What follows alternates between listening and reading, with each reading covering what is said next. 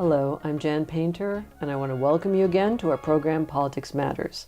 Today we are continuing with part 2 of our series on the origins of civil rights activism and the life committed to the pursuit of social justice, as seen through the optic of the ambitious and inspiring oral history project Explorations in Black Leadership. And once again, we're very grateful to have as our guest Professor Phyllis Leffler, Professor of History at the University of Virginia. Welcome back, Phyllis. It's a pleasure to be here. Professor Leffler has just completed a book related to the Explorations in Black Leadership project, which was co-directed with Julian Bond. This book creates an analytical framework for the stories of close to 50 Black leaders interviewed as part of an oral history project. She is also continuing to explore the history of the University of Virginia during the 20th century, with a particular interest in understanding how the university evolved during the course of this century to become a leading public institution in America. I'm really delighted to have you back here to continue this discussion. Thank you. It's wonderful to be here. For the second part of our series, Phyllis, I've again selected 4 remarkable Black leaders. It's always difficult to narrow it down, but we have in the interest of time. And if there are other leaders that you want to bring in, feel free to introduce them, absolutely. But they are Congressman and 60s activist John Lewis, educator Jeffrey Canada, journalist William Raspberry, and correspondent Gwen Ifill. One value, Phyllis, that emerges strongly through the interviews is the importance of infusing one's life with bravery and principle, of daring to commit, the imperative to act on core beliefs if one is to become a genuine leader. Let's talk for a moment about Congressman John Lewis in this regard. We spoke about this a little bit in the last program, but for people who haven't seen it, I wanted to get in a little bit to the idea of the necessity of disturbing things. Well, John Lewis himself came from a very poor family. And as he pursued his own education and then got involved in the civil rights movement and embraced the sense of beloved community and the social gospel, I think the meaning of that concept juxtaposed against the deprivation from which he had come, maybe not a deprivation of love. I don't think there was any deprivation of love in his family, but just the physical conditions and the socioeconomic background. In some ways, I think he did not feel he had any choice but to do what he did. But the bravery and courage part, my goodness, he put himself in harm's way so many different times in so many different ways. From the sit-in movement to being on the freedom rides, to being beaten up in different marches. I think he was beaten up 20 or 30 times, had his skull cracked open, went to jail multiple times. And he says, as part of that, which is so remarkable, that in some ways the going to jail and the being beaten up was empowering, right? Was liberating. It's an incredible statement. So how can it be? How can you feel liberated by that? I think in part it's that you discover that you can survive, that you can survive, and that you then become a kind of role model for others about how to do that, and I think so many of the civil rights workers felt that way. They might not have, experienced quite the kind of brutality that John Lewis did, but I think they did feel liberated. Julian Bond himself says going to jail for the first time was liberating. And there's also, I know Lewis talks about, very movingly, about feeling married to the movement, which is another very powerful sense that you get of how important, how deeply important the movement was to people personally. The lives of these Black leaders help us to think about things in a different way. Would you talk a little bit about Lewis's idea of the American house and what that is? So Lewis says at one point that we all live in the American house, and that his ambition, his motivation is to create a house which is a kind of umbrella that embraces all people. And I think it's an aspirational statement of what America needs to become. That is, we're all in this house together. We're all in this country together. We all need to find the mechanisms and the ways to support one another. And that by doing so, we have a stronger family. We have a stronger house. So it's a wonderful metaphor. Obviously, I don't think we're there yet as a society, but it's certainly a motivating metaphor for him, that's his life work he sees as being the work to build this American house. And in looking at the idea of the house, talk to us a little bit about William Raspberry's idea of the many windowed views that he espouses. Right, and William Raspberry, I would say that I think he has the same goal as Lewis, but I think he's coming at it from a different way. I think Lewis is establishing a concept, an aspirational concept that suggests that we are all the same, that fundamentally we all want the same thing and we're the same. But Raspberry, the Pulitzer Prize-winning Washington Post journalist for so many years, I think he is acknowledging a kind of multicultural heritage and that, in fact, we are all different. And so his sense of the many windows is tied to the concept that even within our own personas, we are multiple people and we have multiple goals, sometimes that are in conflict with one another and sometimes that support one another. When he had his interview with Julian Bond, he talked about how, looking through many different windows, recognizing that we're inside this house together, but people looking in at us don't necessarily know what we're about. So I think what he was trying to suggest is that in his role as journalist, he needs to approach the other with a very open mind and to sort of try to understand what the other is thinking in order to be able to have a conversation.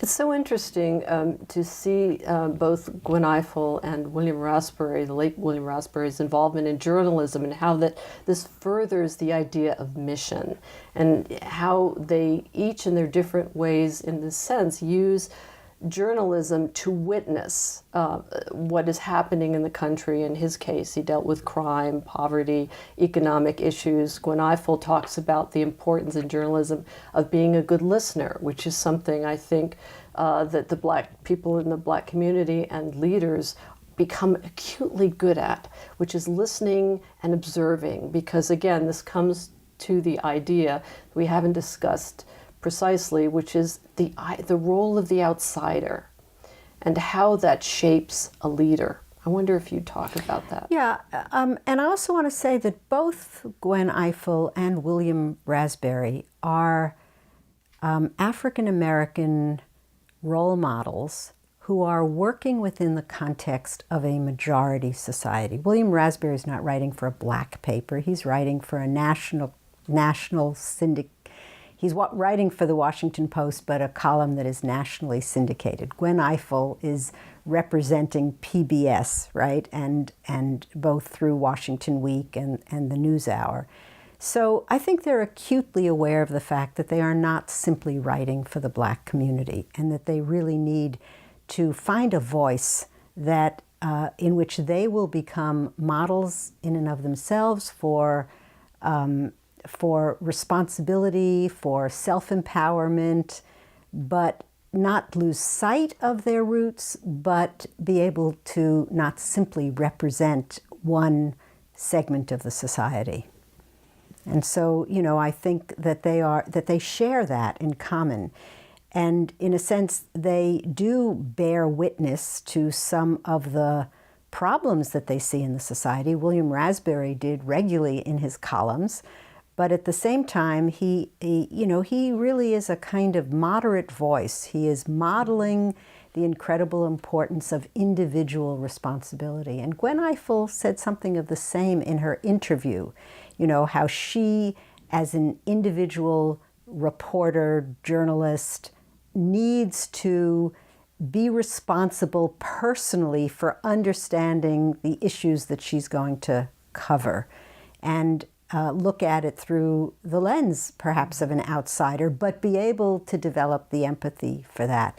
And while we're on that subject, I want to say that Nikki Giovanni, oddly enough, as the poet, as the voice that's speaking to the Black community, but beyond the Black community, also emphasizes this sense of in a sense, being a loner, of being an outsider, but also being individually responsible for her own voice.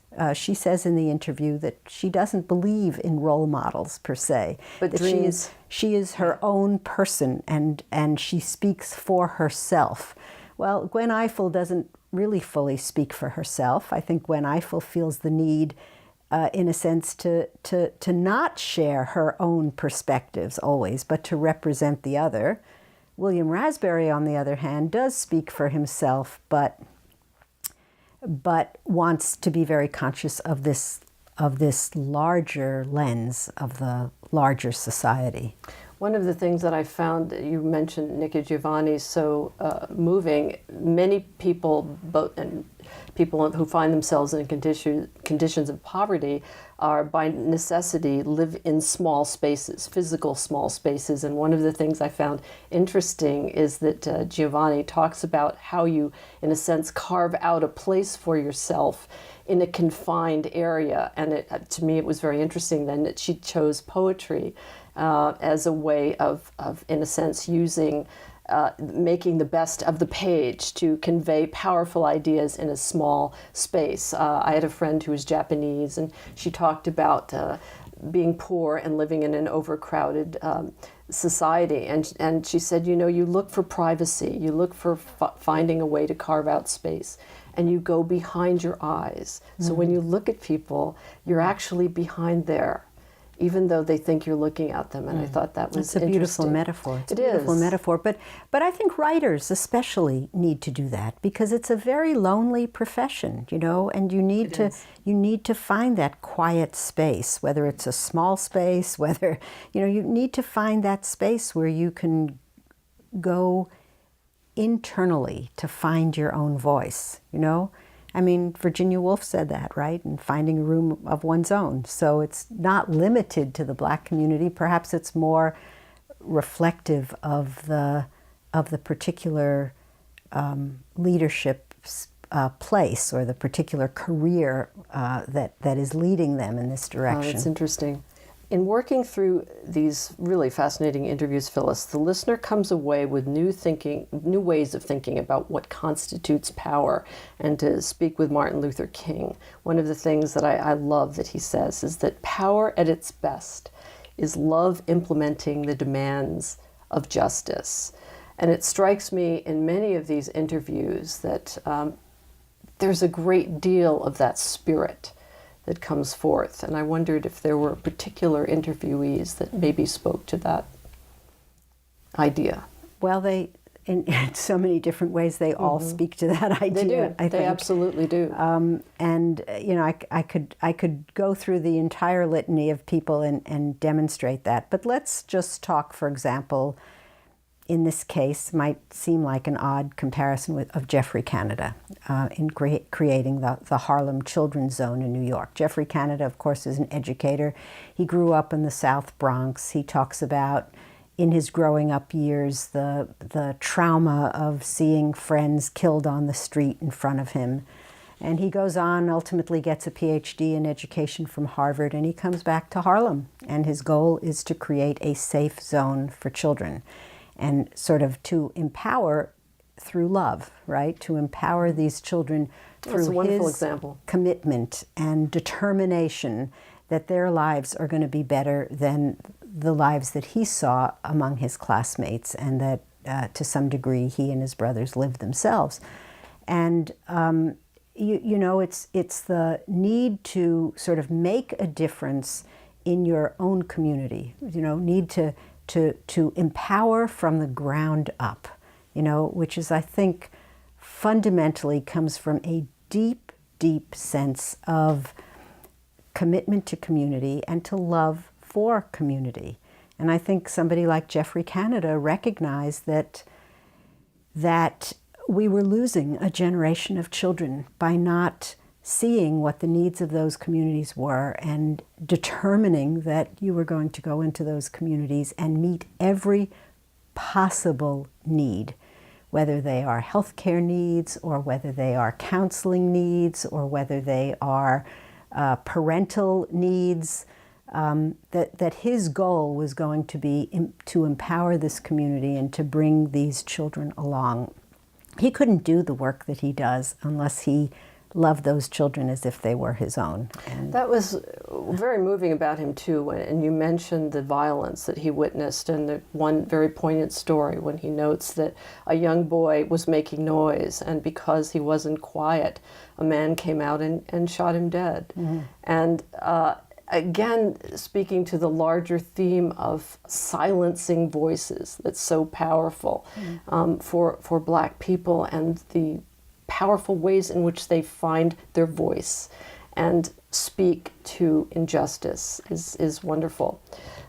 Also, with Canada, the importance of education and holistic education, as you referenced, so that you're actually thinking about questions of health and economic issues with the kids, so that they really have a foundation from which to succeed. Mm-hmm. You know, that isn't simply one-pointed. Mm-hmm. It was wonderful. And we also have somebody like William Raspberry then, who I think from the same place. So his experience is very different. He grows up not in the South Bronx, but in Okolona, Mississippi, a tiny, tiny little community, which he says was an education community. You know, his parents were educators. He knows how fundamental that education was to him. He says in his interview that they were incredibly poor in the community, incredibly deprived, and their segregated existence, he actually uses the word awful, was awful.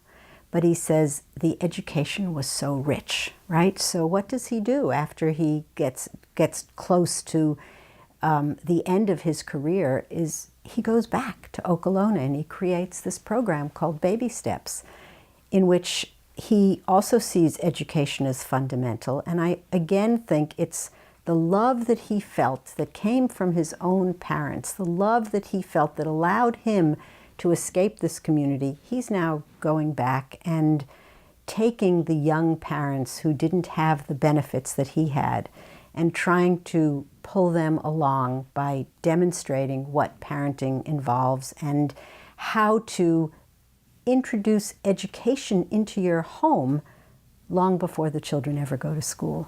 Oh, this is very, very striking. And also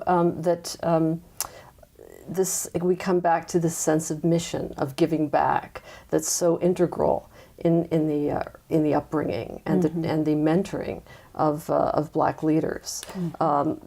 Never to stand on the sidelines, but to dare to change. In what ways, Phyllis, has this project led you to a greater understanding of how one might conjoin principles with politics?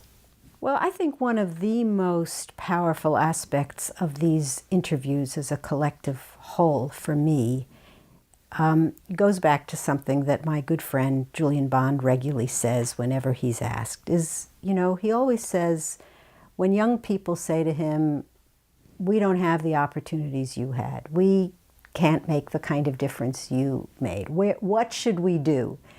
He always says, it doesn't matter, just start. Just do it. Something. Just do it. And I think that what I've learned from these series as a whole is that wherever you are in life, whether you're young, whether you're older, whether you're a poet, whether you're an educator, whether you're a lawyer, you know, the principled response is to see where the larger issues are and to just jump in, just to make the difference, just to get started, you know. As John Lewis says, perhaps to trouble the waters. But you can do it in so many different ways, you know. And so for me, one of the most meaningful aspects of this series is to see the multiple ways in which people acting on their principles could affect the larger society. And by extension, I think it sets up lessons for all of us, regardless of where we are. These people aren't just speaking to other blacks in America. You know, they're speaking to all of us, and they're speaking to every ethnic group that comes to this country. They're speaking to the ethnic groups that perhaps feel somewhat disadvantaged in the country. I think, you know, they're modeling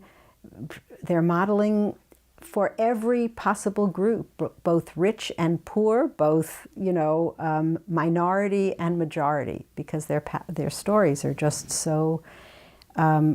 such exemplars of, of how you can make this kind of a difference. I found when I was listening to the interviews and people who listened to, like John Lewis, talk about listening to Martin Luther King and feeling that he was speaking directly to them.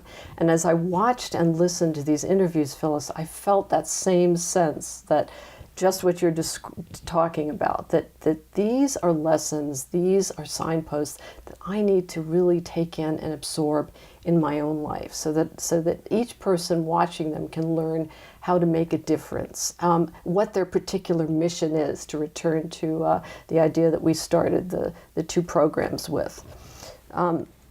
And so often, for the sake of expediency and pragmatism, we sever principles from politics. Not just in this country, but everywhere. The Explorations in Black Leadership project examines the various ways in which we do transmit and pass on these principles of standing up for what we believe, and that standing up really is the making of us. I think that's quite true. And these courageous and creatively involved individuals, each in their own way, demonstrate that larger social point again and again as you listen to them. So I think it's a tremendous gift that you and Julian Bond have given to us all through this wonderful project, Explorations in Black Leadership. Well, thank you. It's been an absolute highlight of my professional career to have done this. So. We're also put in mind of Martin Luther King's idea that problems of racism and war and poverty, and we sort of touched on the need to be holistic in our thinking, that these are inextricably intertwined. Now, this takes me back to our previous programs with your colleague, Professor Paul Gaston.